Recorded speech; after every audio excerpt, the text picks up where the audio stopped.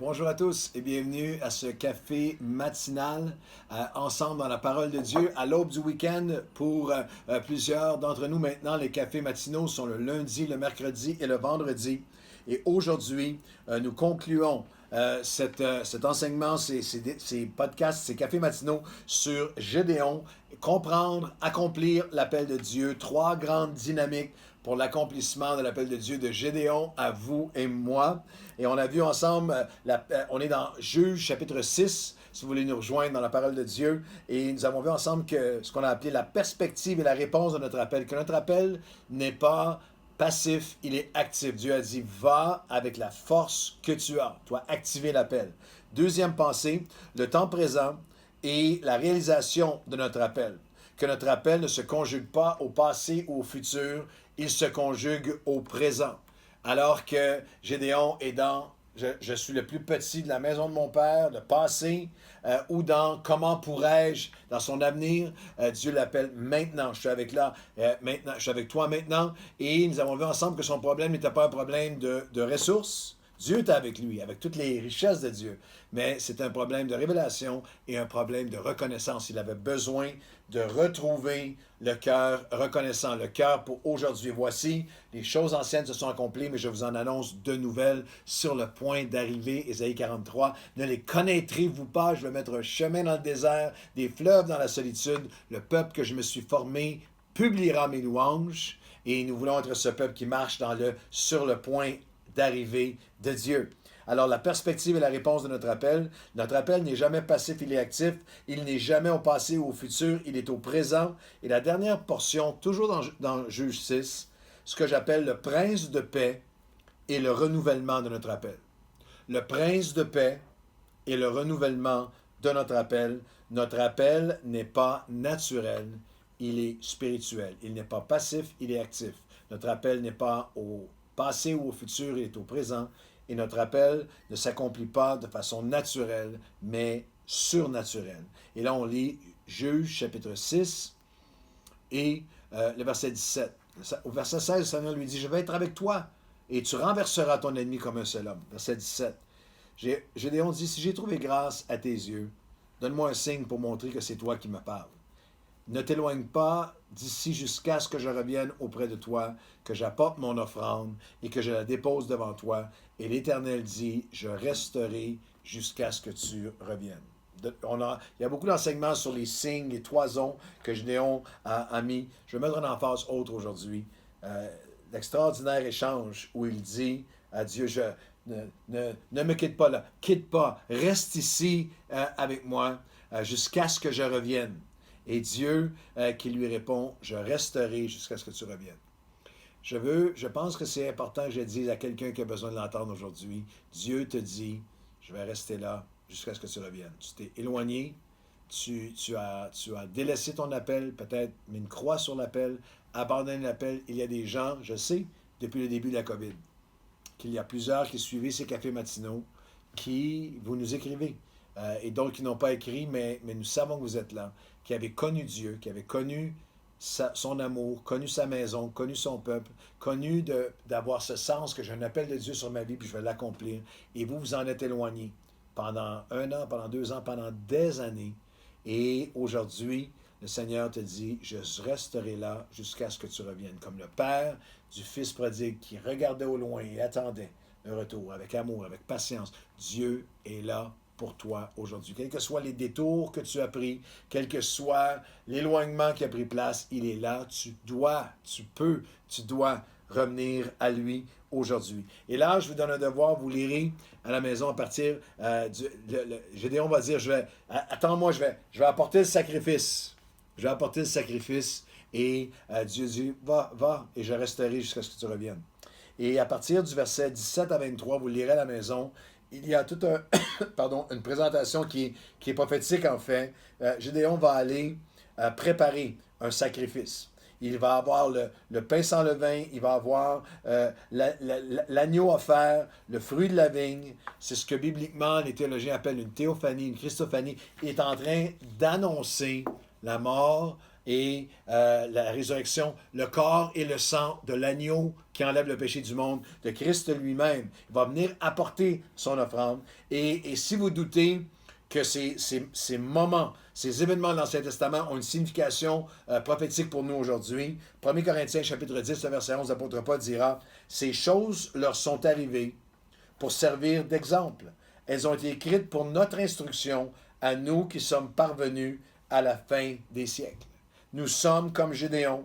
Lorsque nous entendons la voix de Dieu, l'appel de Dieu, très souvent, nous avons peur. Gédéon dira au verset 22, voyant que c'était le messager de l'Éternel qui lui parlait, Gédéon eut peur. Il dit, « Malheur à moi, j'ai vu l'ange de l'Éternel. » Mais l'Éternel lui dit, « Sois en paix, ne crains pas. » Et Gédéon, verset 24 de Juge 6, bâtit là un autel à l'Éternel et lui donna le nom de l'Éternel paix, le Jéhovah Shalom, le Sar Shalom, le prince de paix. L'appel de Dieu sur notre vie est impossible par nos forces naturelles. Il est seulement possible alors qu'il est accompli. C'est pour ça que plusieurs ont fait naufrage dans l'accomplissement de leur appel. On connu les échecs parce que par tes propres forces, quel que soit ton niveau de résilience, d'énergie, de courage et de capacité, tu vas arriver au bout de toi-même. C'est seulement par le sacrifice de Christ, l'agneau qui est offert, le sacrifice parfait, que la paix surnaturelle de Dieu vient nous porter, les forces surnaturelles de Dieu et la paix de revenir, de garder son cœur, de renverser et de garder loin de moi les carences qui m'ont déjà détruit. Les carences, les dépendances, les tendances, les tentations, les forces et la paix surnaturelle de Dieu pour maîtriser mes émotions à travers des épreuves. Maîtriser la peur, maîtriser la jalousie, maîtriser l'inquiétude, maîtriser toutes ces pulsions qui sont là, de malheur à moi, de vouloir fuir l'appel de Dieu. Mais non, l'agneau a été offert, le sacrifice est offert, le prince de paix est là avec nous. Les forces et la paix surnaturelle de répondre à l'appel, mais surtout de ne pas abandonner, de continuer, d'être transformé par l'appel de Dieu, fortifié. En plus de 35 ans de ministère, il y a certaines des vallées qu'on a traversées, certaines des épreuves qui étaient tellement graves, tellement souffrantes, tellement douloureuses, tellement tristes, tellement apeurantes, que c'est seulement par le sacrifice de la paix de Dieu qu'on peut traverser. C'est seulement par la paix que Dieu donne. Le prince de paix, il bâtit là un autel qu'il appela le nom, dont il donna le nom, l'Éternel ma paix. Jéhovah Shalom, le Sar Shalom, le prince de paix. Est-ce que tu as essayé d'accomplir l'appel de Dieu par tes propres forces? Le Seigneur t'appelle aujourd'hui à revenir au prince de paix. L'appel n'est pas accompli naturellement. Notre appel n'est pas dans le naturel, il est accompli surnaturellement. Le prince de paix pour se relever d'une déception ou d'un deuil. Ce n'est pas par mes capacités, c'est par ma communion avec Dieu que je vais accomplir l'appel.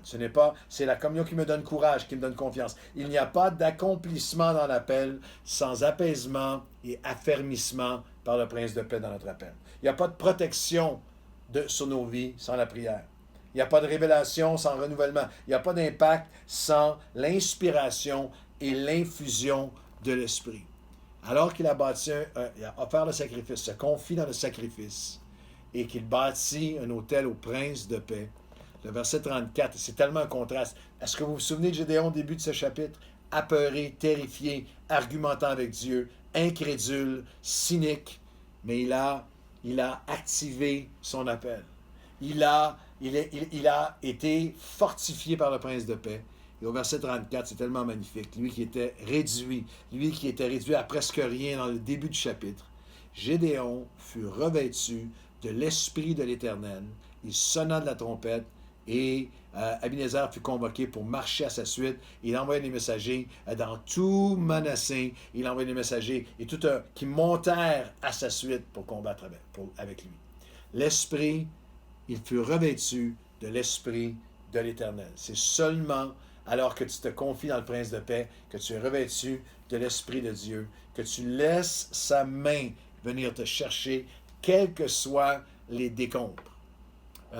Depuis plusieurs années, à tous les étés, là, cette année, je ne sais pas si je vais pouvoir aller à New York à l'église du Brooklyn Tabernacle, mais j'ai envoyé, on m'a demandé, le pasteur Jim m'a demandé d'envoyer des prédications. Alors, les prédications, j'ai eu cette opportunité de prêcher à l'église par vidéo. J'espère pouvoir y aller parce que depuis des années, je suis à chaque année à cette église et de rencontrer des gens formidables. J'ai eu le privilège de rencontrer Janelle Guzman. Janelle Guzman, c'est une des seules et la dernière survivante le 11 septembre. Elle était dans les tours le 11 septembre, lorsque les tours se sont effondrées. Elle a été enfouie. Elle était enfouie, elle était au 20e étage, elle était enfouie et avec plein de fractures du crâne, fractures du bassin, elle était ensevelie, elle n'avait aucune lumière, elle n'avait rien, elle souffrait, elle avait des périodes où elle était, perdait connaissance, revenait, perdait connaissance et revenait. Et elle raconte que c'était une jeune femme qui avait connu le Seigneur dans sa jeunesse, était complètement éloignée des choses de Dieu depuis des années, et enfouie sous les décombres et les débris, elle a crié à Dieu. Elle a crié, Seigneur, si tu es là, envoie-moi quelqu'un. Et elle dit qu'elle a vu une lumière et finalement une main qui est venue la prendre. Et la main lui a dit, c'est offert elle, prends ma main, je suis avec toi, je ne te laisserai pas. Et cette main-là qui l'a tenue jusqu'à ce que les débris commencent à être enlevés et les sauveteurs sont arrivés et l'ont sorti de là. Et elle s'est mise à dire, est-ce que je peux parler à mon sauveteur? Je veux parler à mon sauveteur. Et là, ils lui ont dit, écoute, il n'y avait pas de sauveteur, tu étais enterré, il n'y a personne. Elle a cherché même pendant des mois par la suite, elle est allée à chaque poste des policiers-pompiers qui avaient là pour voir, est-ce qu'il y a quelqu'un qui est humain qui est venu pour en venir à cette évidence que du fond de ces débris, le prince de paix, le sage Shalom, est venu lui dire, n'aie pas peur, je peux te sortir de là. Ton appel n'est pas passif, il est actif. Marche maintenant avec la force que tu as. J'ai eu le plaisir de la rencontrer à New York. Elle témoigne de sa foi maintenant. Elle est allée un peu partout à travers les États-Unis, partageant cette expérience et surtout son témoignage. Et aujourd'hui, quels que soient les débris sous lesquels tu as été enterré, tu as été enfoui, quel que soit, comme Gédéon, le pressoir dans lequel tu étais caché, aujourd'hui, l'appel de Dieu ressenti va avec la force que tu as. Confie-toi dans le sacrifice de Jésus, de son sang versé, son amour, le prince de paix, et l'Esprit de l'Éternel nous revêtira, nous permettra d'accomplir l'appel de Dieu. Seigneur, ta main encore est étendue envers chacun d'entre nous, quels que soient les tours qui sont tombés, quels que soient les débris, quels que soient les tours dans nos vies qui se sont effondrés, ta main nous est offerte, tu viens nous chercher aujourd'hui. Et aujourd'hui, Seigneur, nous nous confions en ton sacrifice. Nous te demandons de nous permettre d'entendre ta voix qui nous dit, lève-toi, vaillant héros, va avec la force que tu as. Je t'ai attendu jusqu'à ce que tu reviennes. N'aie pas peur, je vais te revêtir de ma paix. Je serai ton prince de paix et je vais te revêtir de mon esprit. Et toi qui étais seul, isolé, apeuré, vas devenir ce leader qui est suivi maintenant par la multitude, qui est inspirée par ce que j'ai fait dans ta vie, à aller combattre avec toi. Seigneur, fais de nous des Gédéons qui répondent à ton appel. Dans le nom de Jésus. Amen et Amen. Bonne journée à tous et marchez dans la paix de Dieu, revêtus par son esprit.